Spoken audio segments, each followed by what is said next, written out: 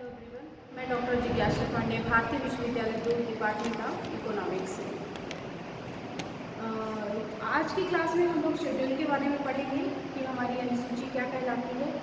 चूँकि अनुसंधानों में विश्वसनीयता लाने का अत्यधिक प्रयास किया गया है, जिसके लिए सूचना संग्रहित करने के लिए परोक्ष माध्यमों की अपेक्षा प्रत्यक्ष माध्यमों को अधिक महत्व दिया गया है। परोक्ष माध्यमों की अपेक्षा प्रत्यक्ष माध्यमों को अधिक महत्व दिया गया है। समस्या के प्रत्येक अवलोकन के द्वारा, प्रत्येक ऑब्जर्वेशन के द्वारा संकलित सूचनाओं को अधिक उपयोगी व विश्वसनीय माना गया है। इसके लिए अवलोकन प्रणाली से संबंधित अनुसूची का प्रयोग प्रारंभ हुआ। सामाजिक अनुसंधान में सामग्री संकलन प्रविधियों में अनुसूची यानी शेड्यूल का महत्वपूर्ण स्थान माना गया है और यह विधि सरल है, विश्वसनीय है, औपचारिक है और निष्पक्ष माना गया है। किसको? शेड्यूल प्रणाली को। अनुसूची प्रश्नों की एक लिखित लिस्ट होती है जो अनुसंधानकर्ता के द्वारा तैयार की जाती है। इस सूची में विषय से संबंधित अनेक प्रश्न लिखे जाते हैं। विषय से संबंधित प्रश्न रहते हैं, विषय के बाहर इसमें किसी प्रकार का कोई प्रश्न नहीं रहता, जिनका उत्तर इसी अनुसूची में उत्तरदाता को लिखना पड़ता है। फिर अनुसूची द्वारा उन उत्तरदाताओं द्वारा दिए गए विचारों को व्यवस्थित करके संकलित किया जाता है। अनुसूची की यह विशेषता होती है कि इसमें आवश्यक तथ्य नहीं छूट पाते और अनावश्यक तथ्यों का संकलन नहीं हो पाता है। अनुसूची की रचना अवलोकन से पूर्व की जाती है तथा प्रश्नों का चयन इस प्रकार किया जाता है कि जिससे समस्या से संबंधित कोई भी सामग्री छूट ना पाए। समस्या की गहराई, उसकी प्रकृति तथा उसकी यथार्थता अथवा व्यापकता को भलीभांति समझ लिया जाता है, जिससे समस्या के प्रत्येक आवश्यक अंग से संबंधित सूचनाएं मिल सके। इस प्रकार हम कह सकते हैं कि अनुसूची सामग्री को एकत्रित करने के लिए एक अनौपचारिक तालिका का प्रयोग किया जाता है।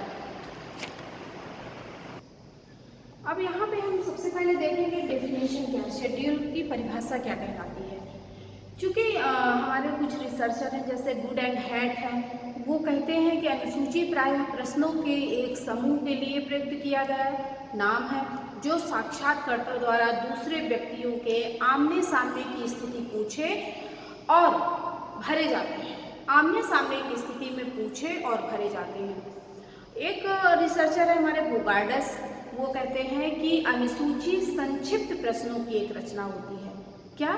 संक्षिप्त प्रश्नों की एक रचना होती है जिसे सामान्यतः सर्वेक्षणकर्ता द्वारा स्वयं रखता है। सर्वेक्षणकर्ता स्वयं रखता है, अपनी अन्वेषण के अग्रसर होने के साथ साथ इसमें भरता है। इसको जैसे जैसे उसका अन्वेषण होता जाएगा वह उस फॉर्मेट को भरता चला जाएगा, यानी उस अनुसूची को उसमें भरता चला जाएगा। पीपी यंग कहते हैं कि अनुसूची औपचारिक तथा मानक अनुसंधानों में प्रयोग किए जाने वाला एक ऐसा उपकरण है जिसका प्रमुख उद्देश्य बहुस्तरीय गणनात्मक आंकड़े संकलन करने में सहायता प्रदान करता है। वास्तव में अनुसूची व्यक्तियों से प्रत्यक्ष व औपचारिक रूप से पूछे जाने वाली प्रश्नों की सूची है जो अध्ययन विषय के अनुसार बनाई जाती है। अब यहाँ पे हम देखेंगे कि हमारा ऑब्जेक्ट क्या, objective of schedule. Objective of schedule क्या कहलाता है, क्या क्या उद्देश्य है इसके। इसके कई सारे उद्देश्य हैं, जैसे हम लोगों ने अभी यहाँ पे लिखा है। पहला उद्देश्य हमारा कलेक्शन ऑफ डाटा। पहला उद्देश्य क्या है हमारा? कलेक्शन ऑफ डाटा, तथ्यों का संकलन। दूसरा उद्देश्य हमारा है वैलिड एंड ऑब्जेक्टिव स्टडी, यानी प्रमाणिक और वैधानिक अध्ययन, प्रमाणिक और वैश्विक अध्ययन। तीसरा हमारा relevant study in the sense प्रासंगिक अध्ययन क्या कहलाता है। चौथा हमारा सिस्टमैटिक स्टडी। सिस्टमैटिक स्टडी मतलब क्या कहलाता है? सुव्यवस्थित अध्ययन कहलाता है। क्या? सुव्यवस्थित अध्ययन। पांचवा हमारा कंप्लीट स्टडी, यानी कंप्लीट स्टडी यानी संपूर्ण सूचना। कंप्लीट का मतलब क्या होता है? संपूर्ण सूचना। तो ये हमारे 5 उद्देश्य हो गए, collection of data, valid and objective study, relevant study और सिस्टमैटिक स्टडी, कंप्लीट स्टडी। तो सबसे पहले हम देखेंगे कि हमारा तथ्यों का संकलन क्या है। अनुसूची का प्राथमिक और मौलिक उद्देश्य शोध विषय के संबंध में तथ्यों का संकलन करना है, यानी सबसे पहले हमें कलेक्शन ऑफ डाटा करना है।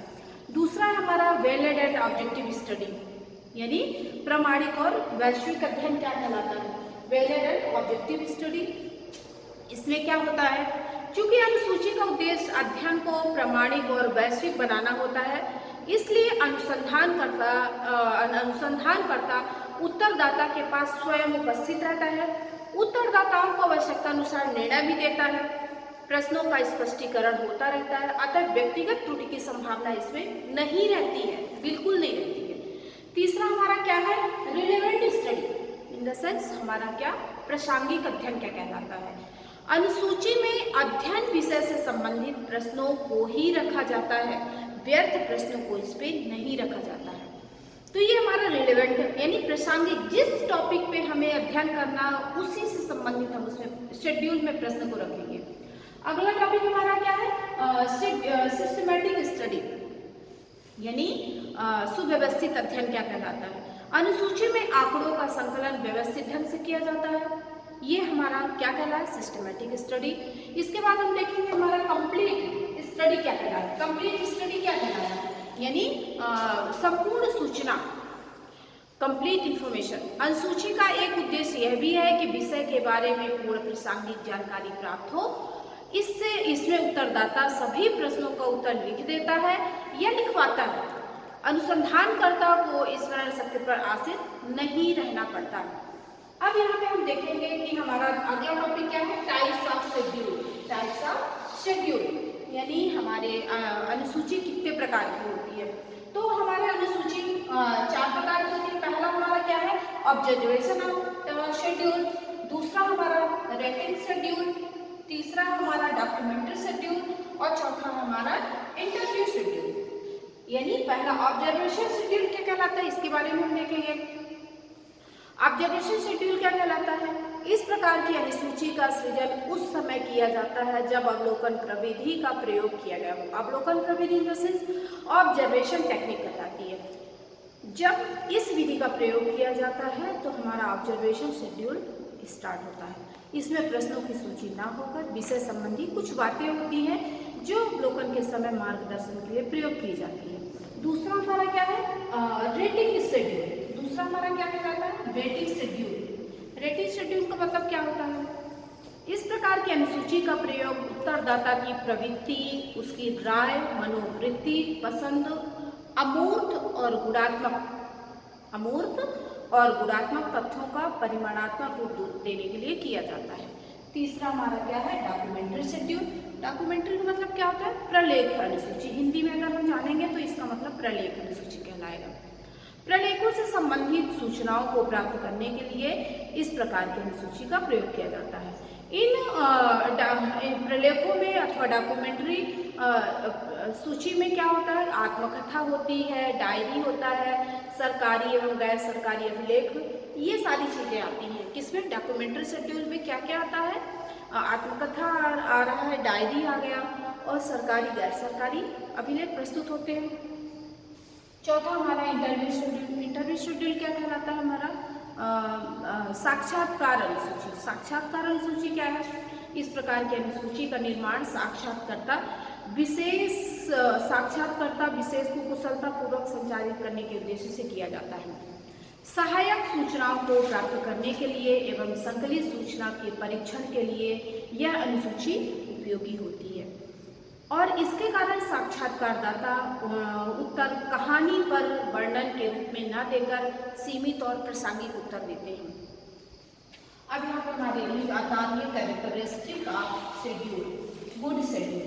तो इसकी विशेषता क्या कहलाती है अनुसूची की, तो पहली विशेषता इसकी यह है, accurate and adequate response. Accurate and adequate response. दूसरा हमारा एपेरेंट क्वेश्चंस, यानी पहली बात क्या हो गई हमारी, सही व पर्याप्त प्रत्युत्तर। इसकी पहली विशेषता क्या है, सही व पर्याप्त प्रत्युत्तर। एक उत्तम अनुसूची की विशेषता यह होती है कि इसके द्वारा प्राप्त उत्तर सही व पर्याप्त होने चाहिए। प्रश्नों का संचालन इस प्रकार होना चाहिए कि प्रत्येक उत्तरदाता सही व पूर्ण रूप से उसका उत्तर दे।